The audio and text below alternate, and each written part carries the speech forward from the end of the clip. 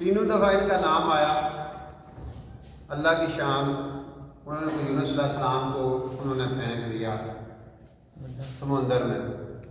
آگے وہ مچھلی تیار تھی، بالکل ریڈی ہونے جناب، وہ اندر لے گئے، کشتی کے مچھلی کے پیٹ پہ چلے گئے، اور وہاں پہ پھر کئی دن تک رہے، اور وہاں پہ جا کے انہوں نے کیا کہ یہ بات جو ہے نا قرآن بتاتا ہے کہ انہوں نے وہاں پہ جا کے اللہ کو پکارا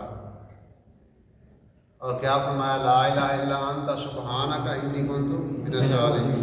اے اللہ میں نے اپنی جان پہ بڑا ظلم کیا ہے، میں تیری اجازت کے بغیر اپنی بستی کو چھوڑا، اے اللہ پاک تو مجھے معاف کر، تو پاک ہے، میرے سے یہ کمی ہو گئی ہے۔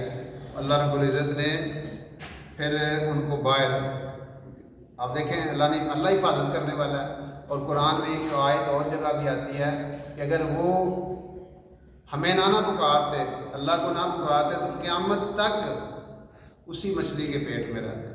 للابس فی بطنہ الی یوم یبعثون۔ اللہ کو اس لیے یہ واقعہ ہمیں بتاتا ہے کہ جب بھی کوئی مشکل آ جائے، مصیبت آ جائے، تو پکارنا کس کو ہے؟ اللہ کو پکارنا ہے کہ اے اللہ تو میری مشکل، میرے سے غلطی ہو گئی ہے۔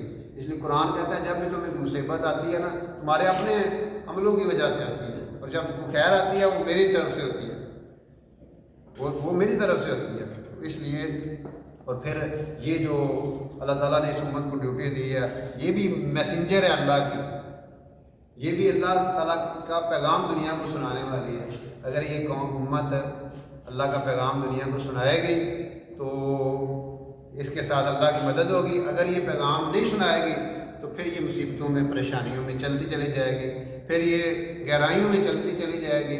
حال ایک ہی ہے کہ جس کام کے لیے ہم دنیا میں آئے ہیں، اس کام کو اپنی زندگی کا مقصد بنائیں۔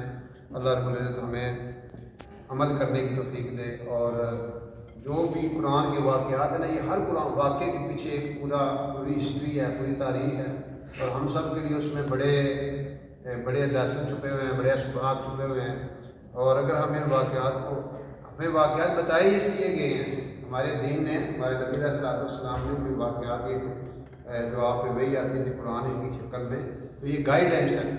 تو اگر ہم اس گائیڈنس سے فائدہ اٹھائیں گے تو بچ جائیں گے، نہیں اٹھائیں گے تو پچھلی قومیں جس طرح ہلاک ہوگی، برباد ہوگی۔ یہ تو ہمارے نبی علیہ السلام کی ہمارے لیے دعا ہے، یقین کریں۔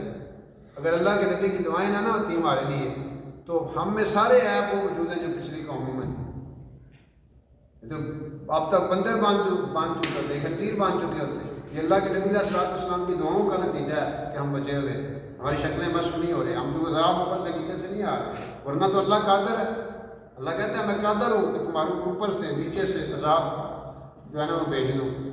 اس لیے یہ توبہ کا وقت ہے، ہم سارے اللہ کی طرف متوجہ ہو جائیں، اللہ کی طرف رجوع کر لیں۔ رمضان کا مہینہ ویسے بھی چل رہا ہے، اللہ تعالیٰ کی طرف سے باقاعدہ آفر ہے کہ مجھ سے مانگو، میں تمہارے سارے گناہوں کو معاف کروں گا، تمہیں تمہاری ساری ضروریات پوری کروں گا۔ تو اللہ تعالیٰ ہمیں عمل کرنے کی